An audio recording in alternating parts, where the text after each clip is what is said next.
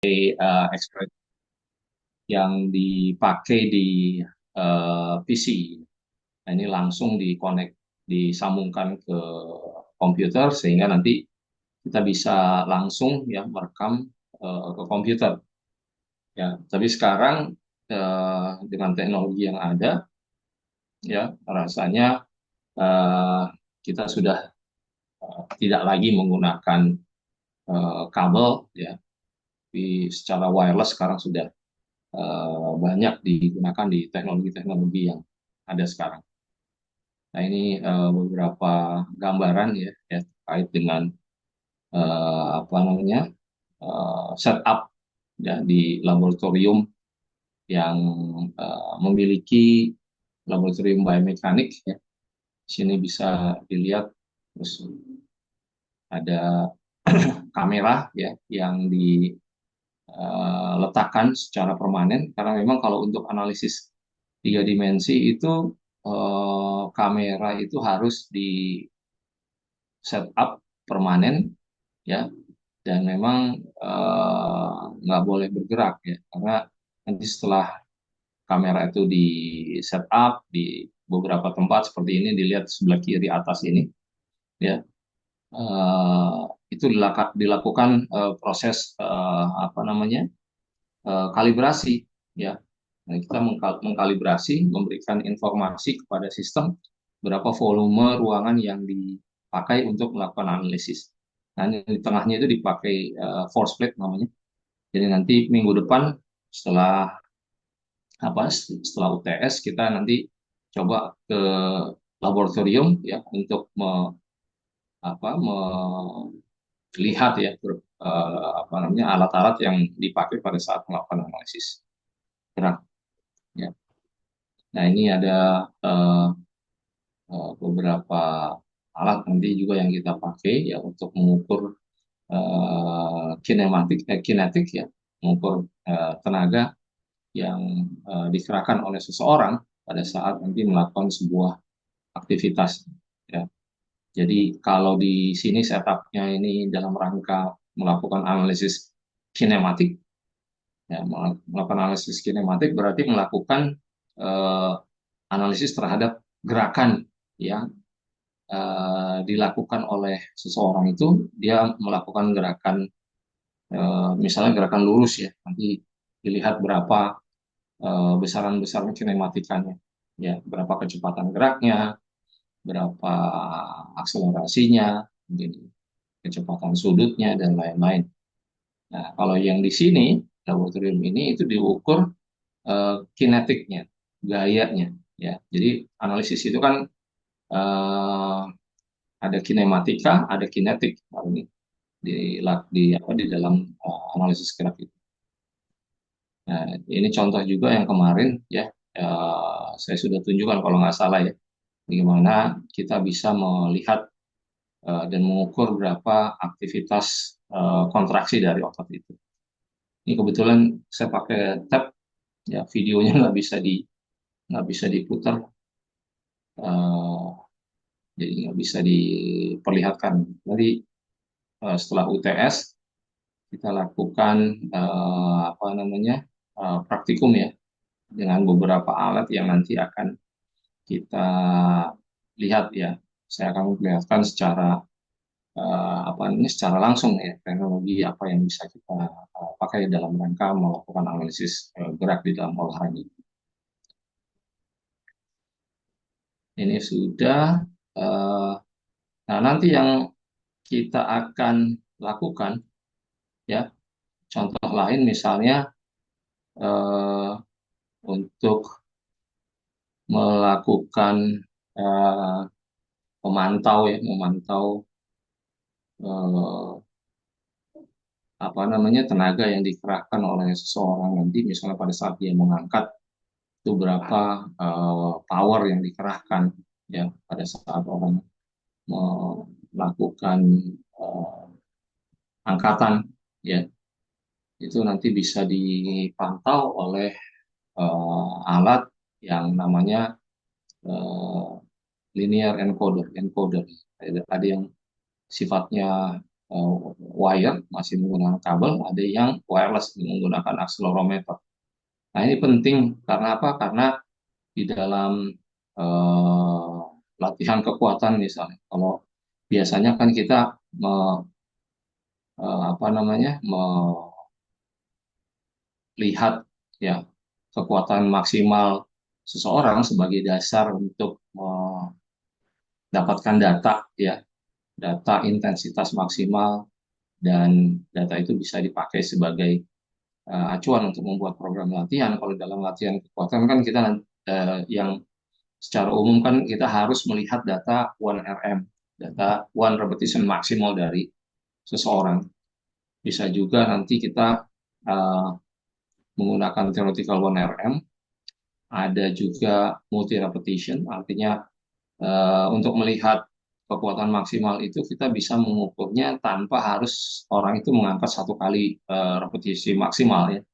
Kalau Brisky atau Epley, O'Connor dan lain-lain itu bisa kita lakukan tes dengan memberikan beban yang bisa diangkat dengan angkatan 12 kali ya repetisi maksimal.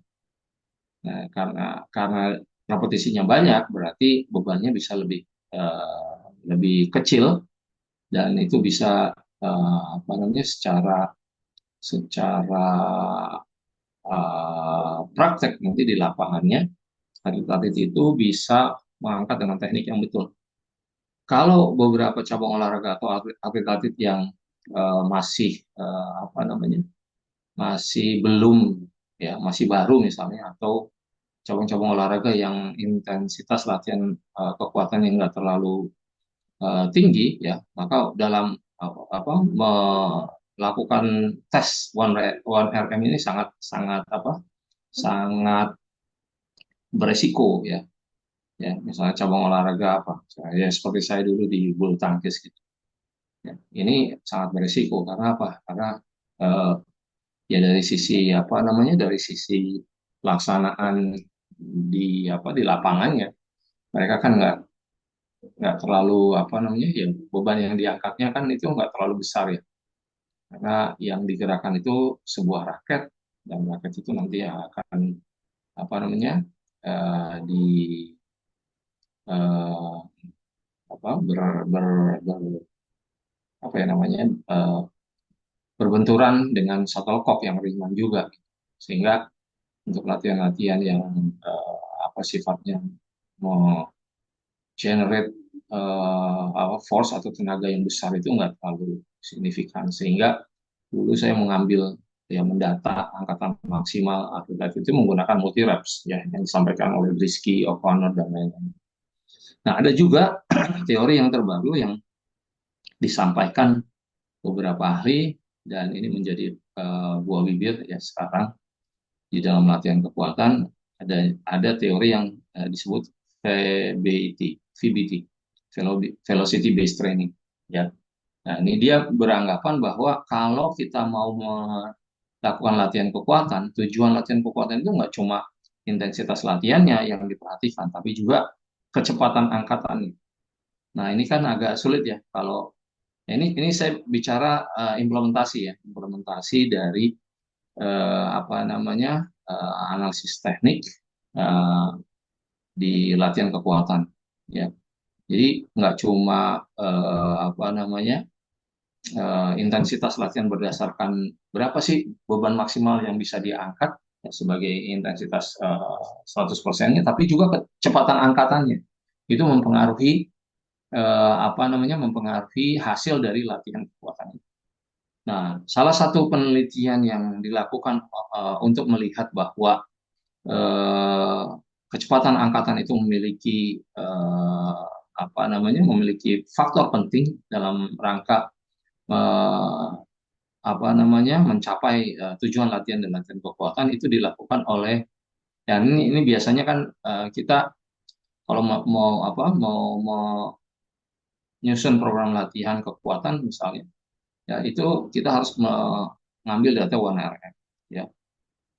Dan itu panjang sekali ya, panjang sekali ininya apa namanya, eh, langkah-langkahnya ya.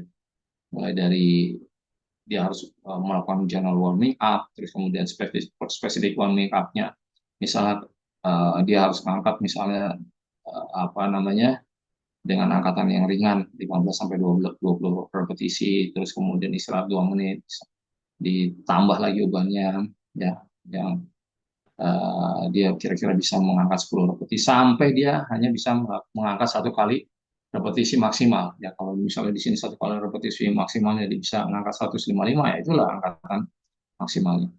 Nah, ada juga yang eh, berdasarkan apa namanya eh, penelitian yang dilakukan oleh beberapa ahli ya, Brisky, O'Connor, Apley, dan lain-lain, itu dia membuat perumusan. Karena apa? Karena yang saya bilang tadi, nggak semua cabang olahraga, nggak semua atlet bisa diaplikasikan langsung menggunakan apa namanya one repetition maksimal untuk mendapatkan maksimal strength-nya itu, karena ya sangat riskan, apalagi kita misalnya pertama untuk atlet-atlet baru ya, atlet baru yang apa namanya kita berikan latihan kekuatan.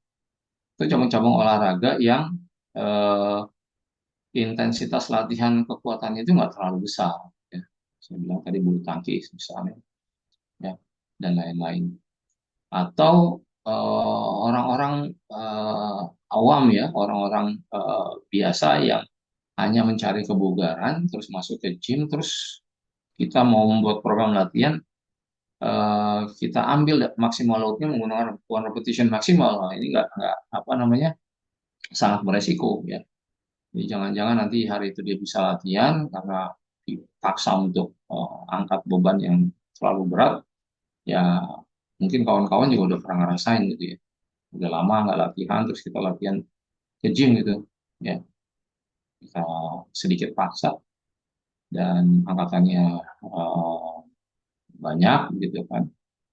Nah, besoknya kita bisa ngerasain deh otot-otot kita jadi istilahnya kalau orang awam itu jarem gitu ya. Padahal itu muscle soreness yang diakibatkan karena apa namanya serabut ototnya memang ada beberapa atau sebagian yang robek gitu. Nah, robekan itu mengakibatkan itu tadi ya, otot atau badan kita melakukan perlindungan ya, eh, ya apa namanya memerintahkan bahwa otot kita itu nggak bisa lagi dipakai karena ada jaringan yang rusak, sehingga kita bisa ngerasain otot kita jadi jaram, jadi kaku, sakit dan lain-lain. Itu sebenarnya adalah perlindungan dari tubuh kita ya secara internal. Nah, makanya Epley, Brisky, dan O'Connor itu membuat penelitian eh, atlet itu atau seseorang itu bisa ngangkat nggak cuma one repetition maksimal, tapi bisa 10 atau 12 kali pengulangan atau repetisi yang bisa dilakukan. Sehingga beban yang diangkat itu bisa lebih ringan, sehingga masih bisa dikontrol ya teknik angkatan. Ada juga untuk melihat maximal load itu menggunakan theoretical 1RM. Ya ini bisa kita lihat tabel yang ada ini ya. Misalnya untuk memprediksi maksimal load itu kita bisa apa suruh orang itu untuk atau atlet kita itu untuk angkat beban setelah tentunya setelah pemanasan gitu ya. Berapa sih dengan beban tertentu dia bisa angkat ya. Eh, Berapa repetisi dia bisa angkat. Misalnya oh saya suruh angkat misal contoh ya seorang atlet berhasil mengangkat beban 55 kg dengan 12 pengulangan atau repetisi. Nah, menurut theoretical 1RM, jadi 1RM-nya itu atau maksimal load-nya sama dengan 55 kg dibagi karena 12 kali angkatan, kita lihat multiplier-nya, pembagi. Multiplier-nya di sini, oh sorry, ya harusnya 0,668 ya, kalau 12 repetisi. Kalau 0,703 itu 11 repetisi, sorry ini 11 repetisi ya, bukan 12 ya. Jadi tinggal dibagi aja beban yang diangkatnya dengan berapa multiplier di repetisi yang dia bisa lakukan. Misalnya ini 11 ya, berarti 55 kg dibagi 0,703 ya. Ya. Tinggal dilihat multipliernya, di multipliernya. Ya, jadi kalau misal 11 angkatan, ya berarti bebannya dibagi 0,703 sama dengan 78 kilogram. Ya, nah, nanti bisa bisa dicoba nih, ya kawan-kawan sekalian. Nah, ini penting nih untuk di dalam apa namanya program latihan kekuatan, berapa beban yang kita mau angkat, apa tujuan latihan kita, nah, itu berdasarkan beban yang diangkat itu berdasarkan dari kekuatan maksimal yang kita ukur ya di setiap jenis angkatan. Sehingga kita nggak lagi kira-kira gitu ya, mau mengira-ngira berapa sih beban yang kita mau angkat untuk latihan kita di latihan kekuatan. Nah, terkait dengan penelitian velocity based training, tadi ada tiga cara ya untuk melihat kekuatan maksimal dan itu menjadi dasar untuk eh, menerapkan beban latihan yang didasarkan kepada maksimal load ya dari setiap angkatan yang kita lakukan. Nah, kembali ke teori velocity based training, ini dia melakukan penelitian nih, Randall dan kawan-kawan tahun 2011 itu dia melakukan penelitian terhadap apa namanya latihan ya yang dia melakukan riset penelitian yang membagi dua kelompok yang menjadi eh, apa namanya kelompok penelitian penelitian dan kelompok kontrolnya dia, di mana yang satu kelompok itu ya latihannya ya biasa aja, ya dikasih misalnya, oh ya udah kamu untuk latihan power ini pakai bebannya 70% ya, 30% sebentar ada.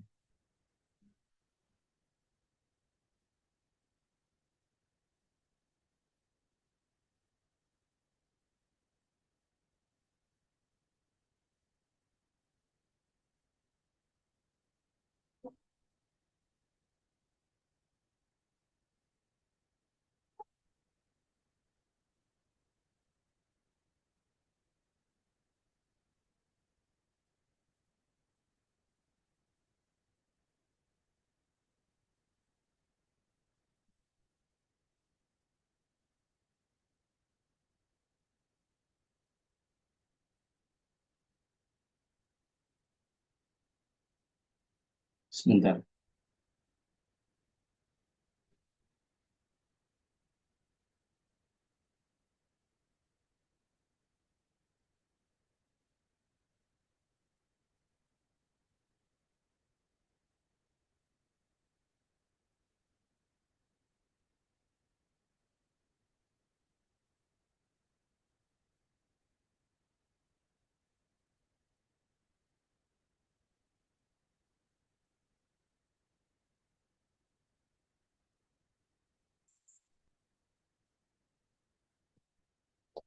Mohon maaf ya, jadi tadi ada WA dari Poni Kota Tangerang.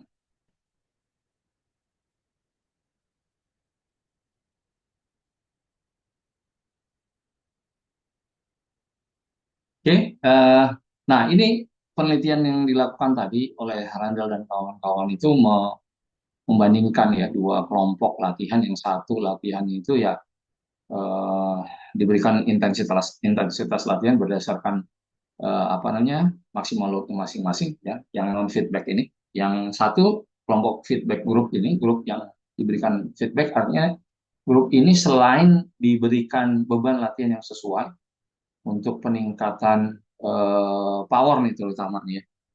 Ini ada outcome measure-nya, apa yang diukur itu pertama ada vertical jump, nanti horizontal jump, apa apa namanya um, standing broad jump itu ya kalau apa sebutan lainnya. Ada 10 meter sprint, ada 20 meter sprint, ada 30 meter sprint. Ya, ini yang apa namanya instrumen penelitiannya ya dari kedua kelompok ini. Yang satu dilatih tanpa feedback, artinya tidak diberikan feedback kecepatan angkatannya itu seberapa sih gitu ya. Dia angkat aja ya dengan intensitas berdasarkan maksimal loadnya. Yang satu kelompok yang diberikan feedback itu dikasih feedback ya, karena ini latihannya power ya, maka kecepatannya itu ya diberikan feedback ya, kecepatan angkatannya itu ya sesuai dengan tujuan latihannya. Oh, kurang cepat nanti kalau pada saat latihan itu uh, kurang cepat ya angkatannya. Yang kelompok feedback itu ya diberikan eh, apa namanya eh, diberikan istilahnya diberikan feedback atau diberikan peringatan gitu ya. Oh, angkatannya kurang cepat ya, cepatnya lagi, bahkan dikasih irama tuh ya, seperti metronom, tak tak tak tak, ya itu ini angkatannya. Nah, dari hasil penelitian itu selama 6 minggu ya, selama 6 minggu pelaksanaan latihan, dari latihan eh, yang disebut velocity based training itu ya, yang diberikan feedback itu di apa namanya dilihat dari data ini ya, itu terjadi peningkatan yang signifikan dibanding dengan kelompok yang tidak diberikan feedback ya, di mana untuk vertical jump ya, untuk vertical jump ya, ini bisa kita lihat ya, kenaikannya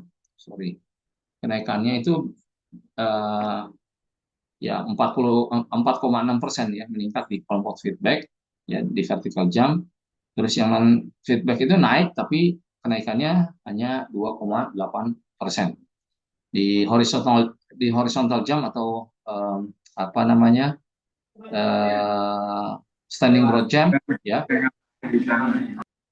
kelompok feedback yang diberikan feedback itu peningkatan 2,6% meningkat, sementara yang kelompok non feedback itu peningkatan 0,5%. Nah, untuk 10 meter sprintnya itu peningkatannya di kelompok feedback itu 1,3%. Ya, memang kelihatannya kecil ya, karena memang apa namanya untuk apa komponen kecepatan dan power ini memang peningkatannya dalam waktu 6 minggu itu ternyata memang nggak terlalu besar ya. Jadi kalau lihat dari sini ya, 10 meter sprintnya itu naik 1,3% yang kelompok feedback, yang tanpa feedback itu cuma 0,1% meningkat. Sementara di 20 meter sprint itu 0,9% meningkat kelompok feedback, dan yang di kelompok non feedback itu 0,1%. Di 30 meter sprint yang kelompok feedback itu meningkat 1,4%, sementara yang non feedback itu meningkatnya 0,4%. Nah, ini penelitian yang dilakukan oleh Randall ya, dalam rangka menguji ya teori tentang velocity based training. Nah, bagaimana ininya apa namanya? Nah, kalau yang biasa kan kita menerapkan program latihan itu berdasarkan berapa persen gitu kan. Ini yang kelompok non feedback ya, dia hanya diberikan intensitas latihan berdasarkan tujuan latihannya. Kebetulan tujuan latihan untuk power ya, jadi intensitasnya diberikan 30 sampai 80% dari 1RM-nya ya. Nah, sementara yang kelompok dengan diberikan feedback itu diberikan feedback ya, diberikan apa ya istilahnya, eh, umpan balik ya, pada saat dia mengangkat itu ya, dia main di strength speed nih ya, di power ya, kecepatannya itu antara 0,75 sampai 1 meter per detik. Nah, dia diminta untuk mengangkat dengan kecepatan atau velocity barbelnya antara 0,75 sampai 1 meter per detik. Nah, ini pertanyaan, bagaimana nih caranya? Nah, caranya ya kalau manual ya bisa kita pakai stopwatch ya, bisa kita pakai stopwatch, bisa kita pakai metronom misalnya ya, dengan ketinggian angkatan mulai dari awal atlet itu atau sampel itu memulai titik awal beban itu diangkat sampai diangkat dengan uh, posisi lengan yang ekstensi secara maksimal, itu bisa diukur. Nah, tapi ini juga ini ya, kecepatan yang bisa dilihat rata-rata atlet angkat besi itu pada saat dia ngangkat itu untuk angkatan snatch itu kecepatan angkatannya itu satu sampai kalau yang snatch ya 1,85 sampai 2,35 meter per detik. Yang angkatan clean ya snatch tahu ya angkatan snatch ya tahu ya. Nah kalau kemarin saya sampaikan kalau di angkat besi itu mereka sebenarnya nggak sepakat tuh pakai nama angkat besi. Mereka sepakatnya eh, olahraga ini adalah lempar besi sebenarnya karena memang besinya harus dilempar ya, supaya bisa mendapatkan power yang maksimal gitu. Kemarin kan saya sudah sampaikan untuk mendapatkan power maksimal itu ya rumusnya kan apa kemarin? Power sama dengan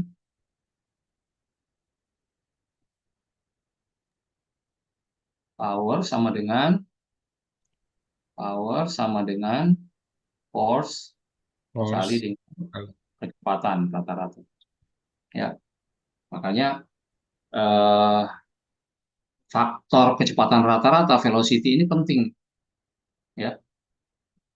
Nah, di kejuara apa atlet-atlet juara dunia itu yang atlet-atlet juara itu pada saat dia melakukan angkatan snatch kecepatan barbelnya itu ada di antara 1,85 sampai 2,35 meter per detik ya.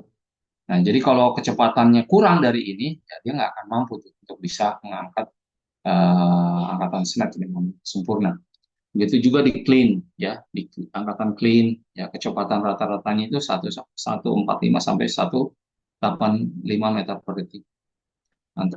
Jerk ya itu antara 1,38 sampai 1,8 meter per detik. Nah, ini kecepatan rata-rata. Ini menggambarkan velocity. velocity. Nah, bagaimana caranya? Yang itu tadi ya.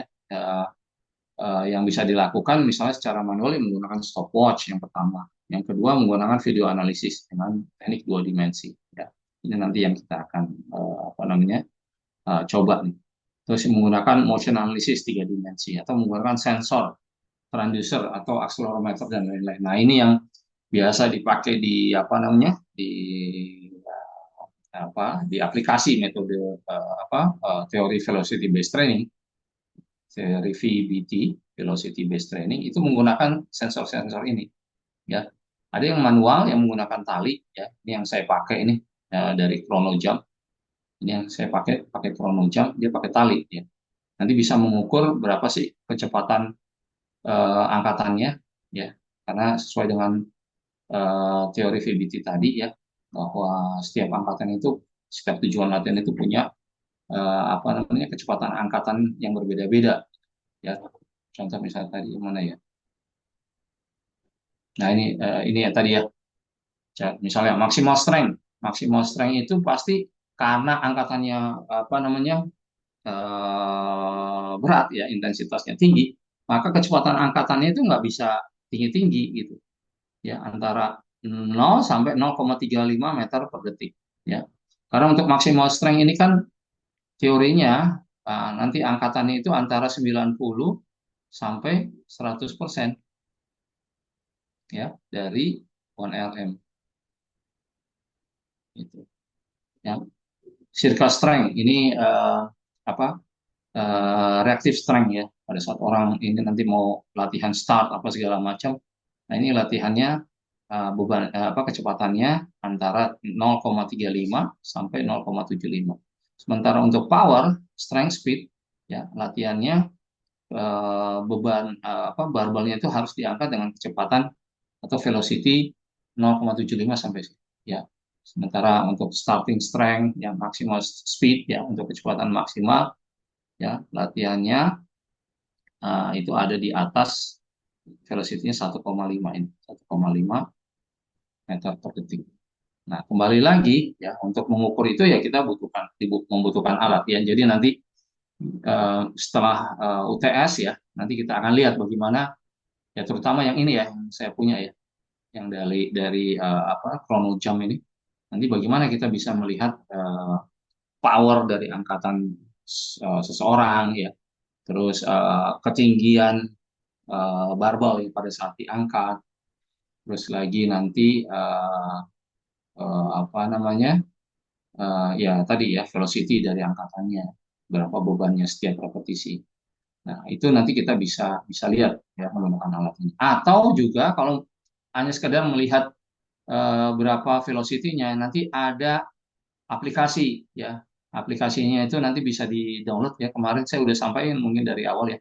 Kita nanti WL analisis, analisis ya. Ada lagi namanya nanti apa ya tadi kemarin ya. Nah, ini yang biasa kita pakai WL analisis. Tapi ada satu lagi, tapi itu khusus untuk iOS ya, untuk di Mac ya, Macintosh atau di Apple ya.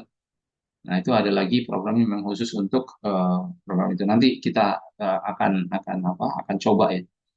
Ya, minggu 2 minggu dari sekarang ya. Jadi nanti minggu depan kita UTS dulu ya, quiz. Baru nanti minggu depannya kita akan praktek ya. Nanti ada dua praktek. Pertama praktek untuk aplikasi dari apa analisis eh, apa, kinematik kinematik.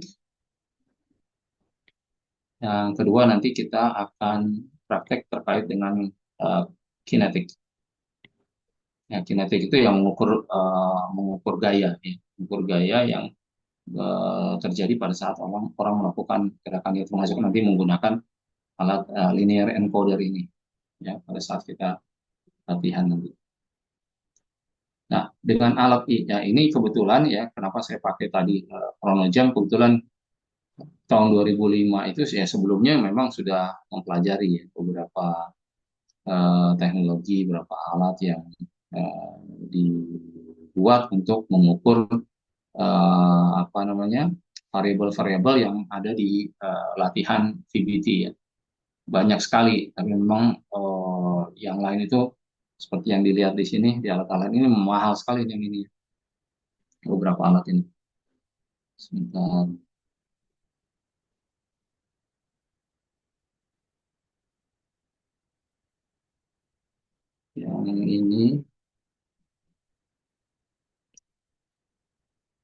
yang ini mahal sekali nih, yang ini ya. Ini pakai accelerometer yang wireless ya, ya ke Bluetooth. Yang ini juga sama wireless, yang rata-rata wireless. Nah, yang ini masih juga menggunakan tali. Yang satu lagi yang kemarin saya bawa alat vertical jump ya, OVR. Nah, itu juga buat alat untuk apa namanya mengukur berapa kecepatan, berapa power, berapa eh, ketinggian angkatan yang dilakukan oleh seseorang. Tapi masih menggunakan tali sebenarnya, wire. Kalau yang ini uh, wireless ini, dua. Nah, karena yang alat-alat ini mahal sekali ya. Tapi terakhir saya lihat OVR juga lebih murah daripada Chrono Jam. Nah, itu 2005 ya saya coba kontak-kontak, dan alhamdulillahnya lagi ada orang dari Kemenpora ya, dari Kemenpora yang saya nggak usah sebutin namanya ya. Nah, itu nanti ya, beliau dulu kepala apa namanya, PPICON ya. Ya, dia minta Mas Iwan, ada nggak pameran sport science ya di luar negeri? Saya bilang ya yang terbesar itu ada di Düsseldorf Pak, setiap tahun. Ya, itu tempatnya di Düsseldorf ya. Kira-kira luasnya itu kalau yang lain pernah pergi ke PRJ, ada yang udah ke PRJ? Nah, Ya, bentar lagi PRJ tuh ya, bentar lagi PRJ nanti bisa lihat. Nah, itu di Düsseldorf itu pameran sport science-nya itu kira-kira 3 kali dari luas apa PRJ yang ada di Kemayoran itu. Jadi kita nggak bisa satu hari itu melihat ya, satu-satu menjelajah, mengeksplor, tapi butuh ya 2-3 hari ya. Nah, itu kebetulan ya kita berangkat waktu itu ke sana. Karena saya udah sebelumnya udah 2 kali kan, waktu di Jerman itu tahun 2009, 2010 saya ke sana, dan ini tahun 2005 waktu itu. ya beliau saya ajak ke sana, ya ya tercengang-cengang lah mereka. Tapi sebelumnya kita ke Barcelona dulu, ya, untuk melihat apa namanya, di INEF ini. Jadi dia di Universitas Barcelona, di dalamnya itu ada institut keguruan, ya ya di institut keguruan itu ada namanya National Institute of Physical Education of Catalonia, ya. Eh, itu fakultas olahraga, ya, dan apa namanya, penjas yang ada di Universitas Barcelona, Spanyol. Nah, di fakultas olahraga di Institute untuk Physical Education of Catalonia ini itu ada apa ya, beberapa guru besar, profesor dan alumninya itu mengembangkan alat-alat eh, ukur, ya, yang pernah saya bawa mungkin ya nanti 2 minggu yang akan datang lah, nanti saya akan sampaikan ya apa yang mereka buat di sana. Nah, itu dikomandanin sama Profesor Padules namanya. Ini Profesor Javier de Blas dan Padules ini, ya. Javier de Blas ini sebenarnya muridnya Prof. Josep Padules, ya, di Universitas Barcelona, tapi dia diangkat jadi dosen di Universitas Ramon Llull, ya, di Barcelona juga. Nah, itu mereka buat alat-alat tadi yang seperti tadi. Ada alat vertical jump, ada alat apa untuk apa namanya, light gate, ya, timing gate dan lain-lain. Nah, saya kemarin ketemu ya sama beliau nih, Profesor Padules yang ini, ini Pak yang dari Menpora, mungkin Mbak tahu, kenal. Ya, ini saya ada di depan kampusnya. Jadi memang kampusnya itu menggunakan fasilitas yang dulu dipakai untuk Olimpik Barcelona tahun 92. Ya, jadi fakultas olahraganya di situ. Gitu.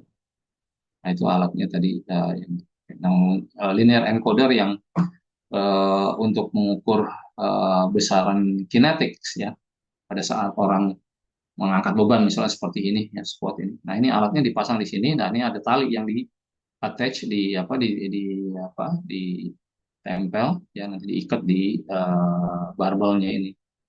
Nah, ini untuk mengukur apa? Banyak sekali untuk mengukur strength, speed, kekuatan apa dari angkatannya, power, loadnya, gitu.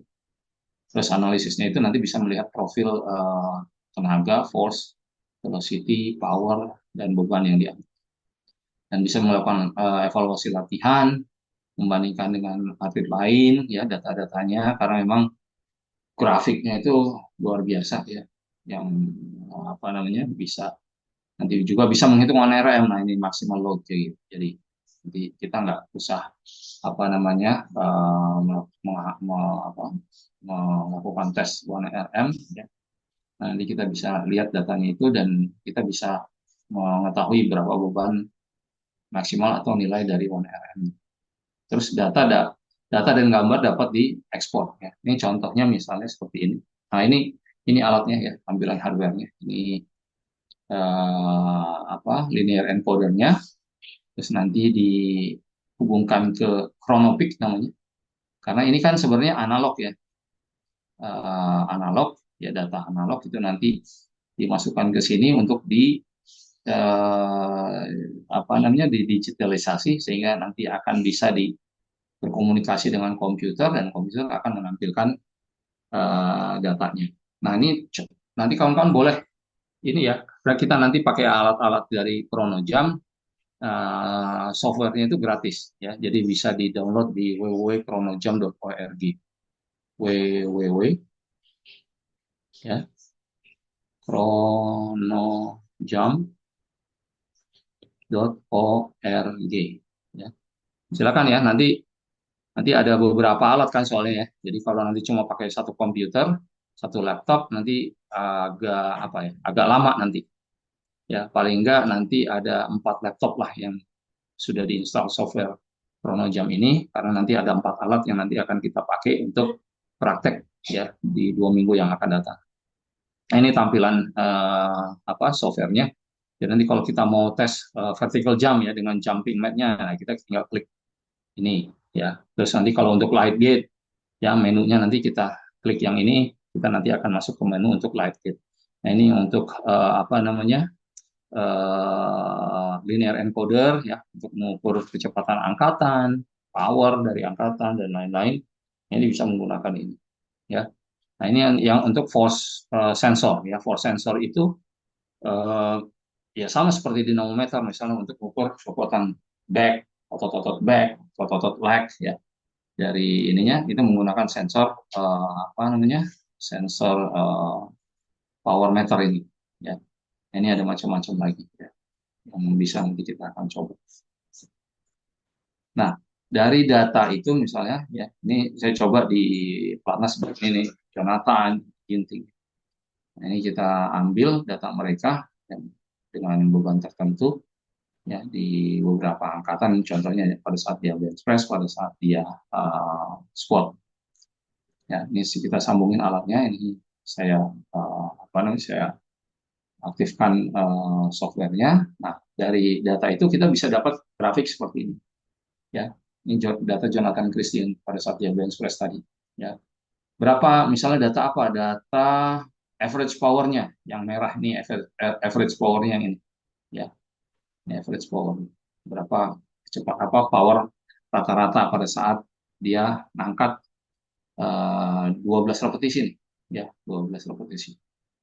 Nah, yang ini peak powernya, peak powernya. Nah, sekarang ada mahasiswa taekwondo itu S1 yang ambil penelitian tentang peak power pada saat apa namanya, mereka melakukan tendangan ya.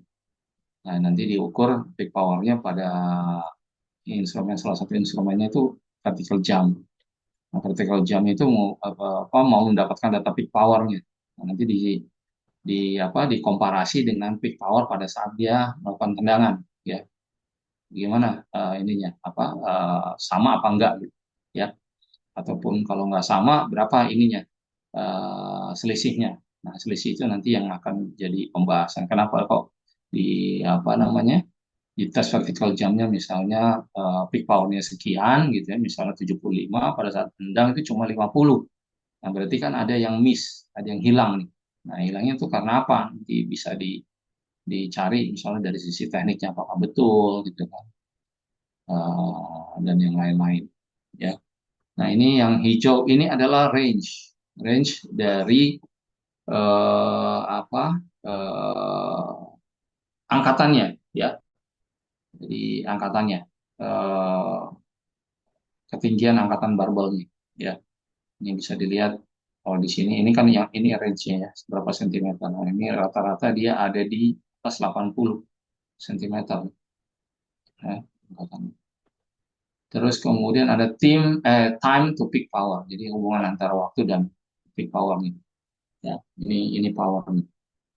Nah, ini masa beban yang diangkatnya 40 kilogram, saya kasih waktu itu sudah angkat 40 kilogram bench press-nya. Nah, dari data ini ya kita bisa banyak mendapatkan data-data kinetik ya, maupun kinematik. Yang range ini kinematik, tapi yang power, peak power, terus nanti ada lagi force-nya, itu kan data-data kinetik ya, gaya yang bekerja pada saat dia mengangkat angkatan bench press ini. Nah, selain data-data yang banyak ini ya, data-data kinematik dan kinetik ini, kita juga bisa mendapatkan data berapa sih angkatan maksimalnya atau 1 RM dari angkatan Jonathan yang dilakukan itu selama 12 repetisi mengangkat 40 kilogram ya. Nah, ini bisa diprediksi. Nah, ini ada beberapa formula ya yang dihitung berdasarkan teori yang disampaikan oleh Brisky, oleh Epley, oleh Lander, oleh Lombardi, Mayhew, O'Connor, Wotton, dan ini rata-ratanya yang garis hitam ini. Nah, kalau dilihat rata-ratanya ya dari 12 kali angkatan itu, maka bisa disimpulkan bahwa kalau berdasarkan rata-ratanya ya, prediksi 1RM Jonathan menggunakan 40 kilogram beban yang diangkat 12 repetisi itu, dia punya 1RM berkisar antara 55,1 kilogram gitu ya. Tapi nanti ya kalau nanti apa berdasarkan yang ini bulat ini Brisky sama Lander ini hampir sama ya. Dia kira-kira ada di sini ya, lebih dari 55 ini bisa 59 ya, bisa 59 kilogram.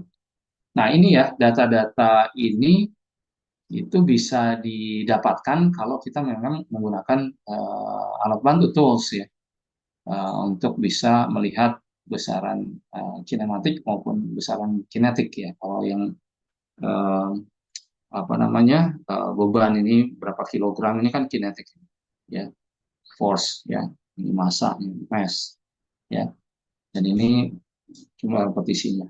Nah, di sini juga kita bisa mendapatkan acuan kalau kita misalnya mau melatih apa namanya eh, hypertrophy misalnya. Hypertrophy itu kan angkatannya 8 sampai 8 sampai 18 ya, atau 20 repetisi. Nah, kalau kita mulai misalnya dari 10 repetisi, berapa sih beban yang diangkat oleh si Jonathan ini nanti pada saat dia latihan? Oh, ini di sini menunjukkan angka 42 kilo. Jadi kalau dia nanti mau angkat 10 repetisi, bebannya itu berapa? Bebannya 42 kilo. Nah, ini angka-angkanya sudah jelas ya. Jadi nggak kira-kira. Jadi pada saat saya mau meningkatkan massa ototnya menggunakan metode hypertrophy di latihan kekuatan, berapa beban yang diangkatnya ya antara 42 sampai ya antara 40 kilo kalau dia misalnya 12 repetisi gitu. Nah, ini yang contoh ya, contoh dari apa yang nanti kita akan lakukan ya di 2 minggu yang akan datang setelah UTS nanti ya. Jadi saya harus bisa melihat berapa serapan dari kawan-kawan ya pada saat saya menjelaskan topik-topik yang terkait dengan mata kuliah analisis gerak ini. Gitu. Oke, sampai sini ada pertanyaan silakan. Mungkin kita nanti akan selesai sampai jam setengah tiga ya, setengah tiga karena nanti saya tadi udah ditunggu ada diskusi terkait dengan pelaksanaan apa tes fisik di Kota Tangerang untuk atlet-atlet puslapcapnya untuk persiapan Porprov Banten di tahun depan tahun 2020. Silakan kalau ada pertanyaan.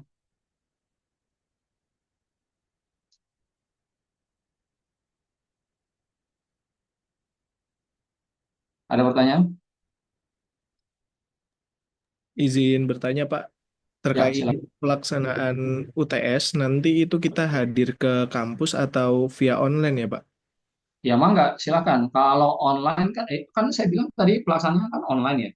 Iya Pak. Nah, kalau online kan Baik. bisa aja nggak di kampus kan, bisa di tempat masing-masing. Tinggal kita sepakati waktunya itu sesuai dengan jadwal kuliah atau eh, kita kita apa namanya kita sepakati di jam yang lain.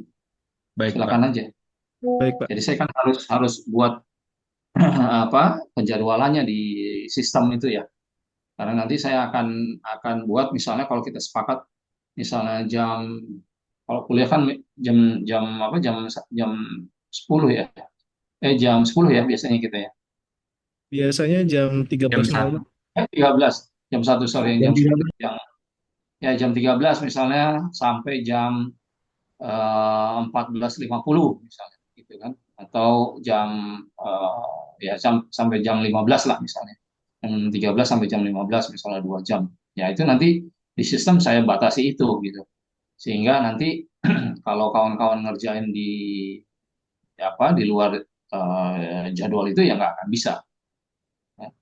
Nanti ada 2 kali attempt ya 2 kali kesempatan 2 kali attempt misal 1 kali misal menyelesaikan apa namanya UTS-nya kuisnya misalnya nggak ini gitu nggak puas ya misalnya oh kayaknya sih ada jawaban yang salah nih ya bisa bisa register lagi bisa ulang lagi untuk kesempatan yang kedua. baik. Nah, itu. Baik Pak, terima Oke. kasih Pak. Untuk waktu pelaksanaannya mungkin Pak boleh di jam sesuai pelajaran mata kuliah analisis gerak ini Pak. Sesuai schedule ya sesuai schedule Sesuai jadwal ya, sesuai jadwal oke mata oke kuliah. Kalau sepakat nanti ya saya akan jadwalkan sesuai dengan apa namanya jam mata kuliah kita ini ya hari Senin jam 1 ya. Rabu Pak, Rabu, sorry sorry, Rabu. jadwalnya. Betul. Rabu, Rabu. Kalau Senin kemarin yang apa namanya yang ikor ya kemarin ada kelas dia langsung ya di apa di mana di GOR UNJ kemarin. Harusnya kan biasanya di ruang S2 situ ya. Kemarin karena dipakai kita geser ke ruang di apa namanya di GOR di GOR UNJ. Sama ini Pak, satu lagi, Ya, namanya bolehkah untuk share materi PPT yang selama dari Bapak awal presentasikan di kelas? oh belum itu ya. Saya pikir udah loh. Saya lupa. Belum Pak. Nanti saya ini ya saya share nanti, Insya Allah. Saya Ya, saya japri di grup ya Pak buat siap siap. pengiriman. Boleh boleh boleh. Mau siap. Silakan. Hatur nuhun Bapak. Mangga mangga. Ada lagi? Nanti Izin saya, bertanya, Pak. yuk silakan. Tadi Bapak bilang muscle soreness tuh kalau habis latihan ototnya yang merasakan sakit ya, Pak ya. Mm-mm. Tapi ini pengalaman saya melatih itu yang dirasakan sakit itu di kayak di tulang kering, di persendian itu apa Pak yang menyebabkan, Pak? Nah itu Mbak. Jadi kemarin kita udah bahas ya tentang bagian terkecil dari bagian terkecil dari otot kita ya. Kerja dari otot kita itu kan dimulai dari kalau dilihat dari bagian terkecil ya ada apa aktin dan miosin filamen itu ya. Aktin Ya, dan miosin filamen itu pada saat kerja dia kan akan saling terkait dan saling mendekat gitu ya. Sehingga itu yang dinamakan kontraksi otot kita. Nah, pada saat dia saling terkait mendekat itu zat yang men-trigger mereka supaya bisa saling terkait itu adalah kalsium. Kalsium. Ini yang pertama ya, asumsi saya yang pertama. Kalsium. Nah, kalsium itu kalau dilihat dari apa namanya proses kerja otot berkontraksi ini, di mana aktin dan miosin filamennya itu saling mendekat terkait sehingga dia apa memendek seperti ini itu yang disebut kontraksi. Maka kalsium ini benar-benar sangat sangat dibutuhkan. Nah, kalau sumber kalsiumnya itu tidak tersedia, berarti kan diambil dari tulang, tulang. tulang kita.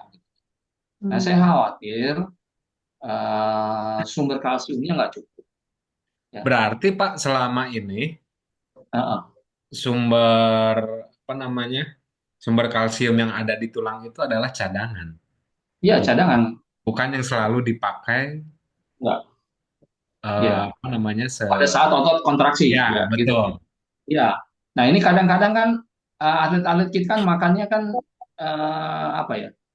Ya nggak sesuai lah gitu ya. Pokoknya yang enak di lidah ya itu yang dia makan gitu kan, bukan pemenuhan gizi yang memang dibutuhkan oleh tubuh gitu ya. Contoh itu tadi ya, kalau kalsiumnya kurang, ototnya mau kontraksi, itu kan harus diambil dari tulang. Gitu.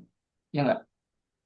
Harus diambil dari tulang. Nah, kalau tulangnya terus tergerus gitu karena defisit dari kalsium yang apa yang dihasilkan dari proses makanan yang apa yang seharusnya dimakan oleh atlet sehingga apa memiliki sumber kalsium yang dibutuhkan pada saat otot kontraksi itu aman gitu ya tulangnya nggak akan apa kalsium yang ada di tulang itu nggak dipakai ya Hmm.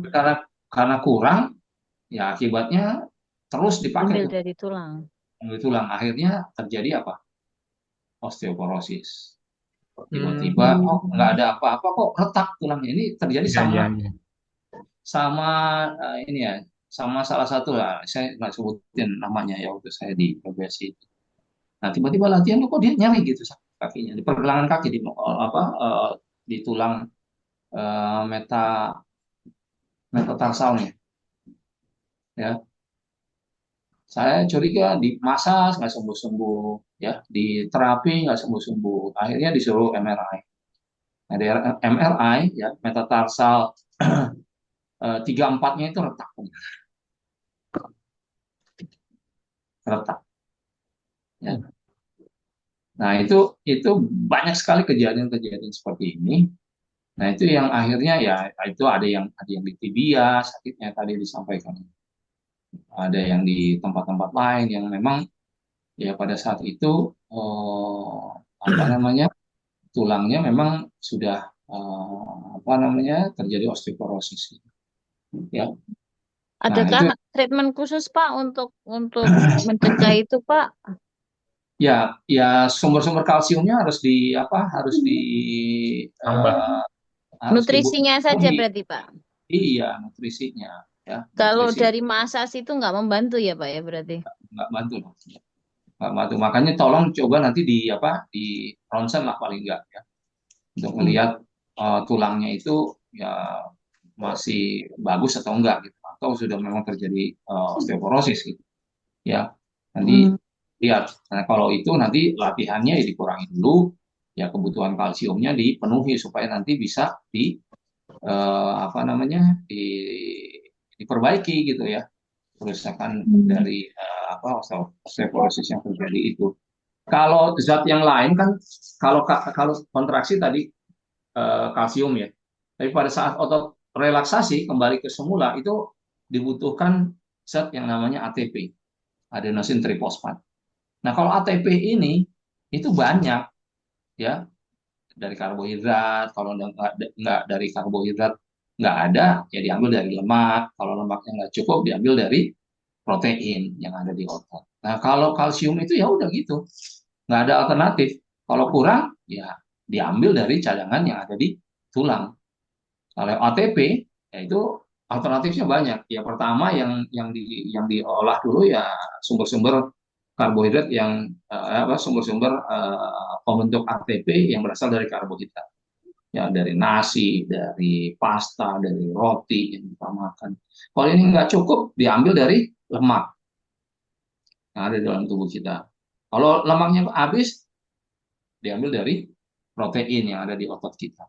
Gitu. Makanya orang-orang yang kurang makan, yang kelaparan di Afrika itu ya badannya kayak apa tulang sama kulit ya karena memang udah habis-habisan mereka, gitu kan. Sampai protein yang ada di ototnya itu dipakai untuk dibentuk menjadi ATP, ya, yang dipakai pada saat otot relaksasi, gitu.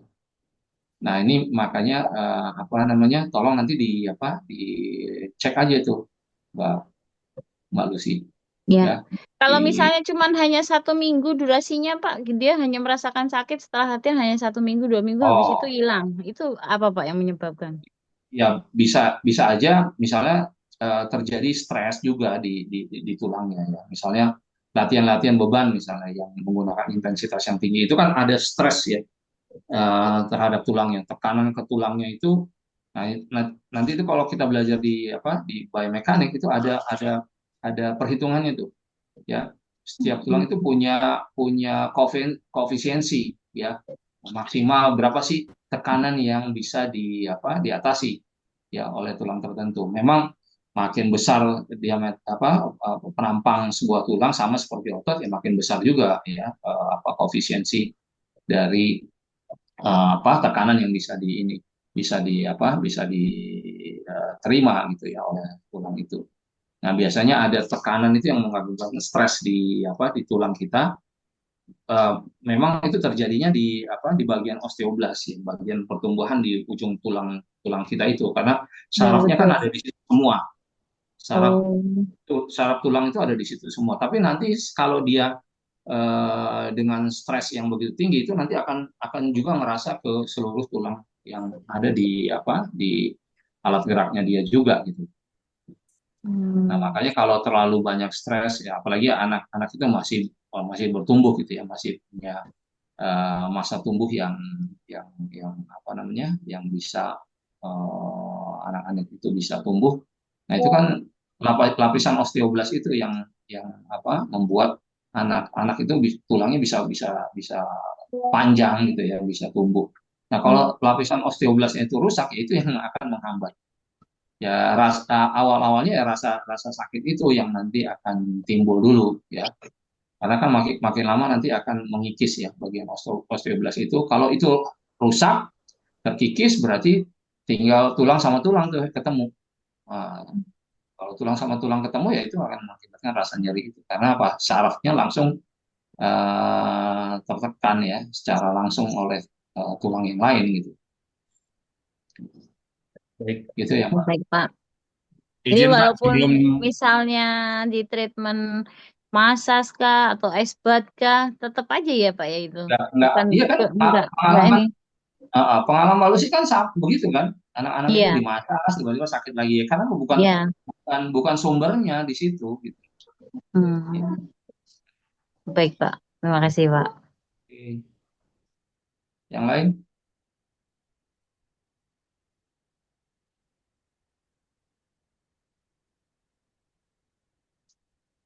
Oke, saya kira cukup ya. ya, Cukup dulu sebelum ya. izin Pak, sebelum ditutup Pak untuk foto bersama. Oke, siap. Oke, teman-teman silakan on cam kamera.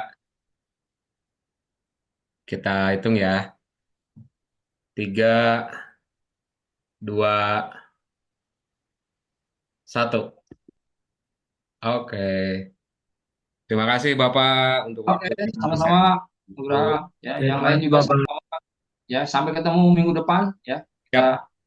kita quiz online ya. Jadi jadwalnya tadi sudah disepakati sesuai dengan jam perkuliahan ya.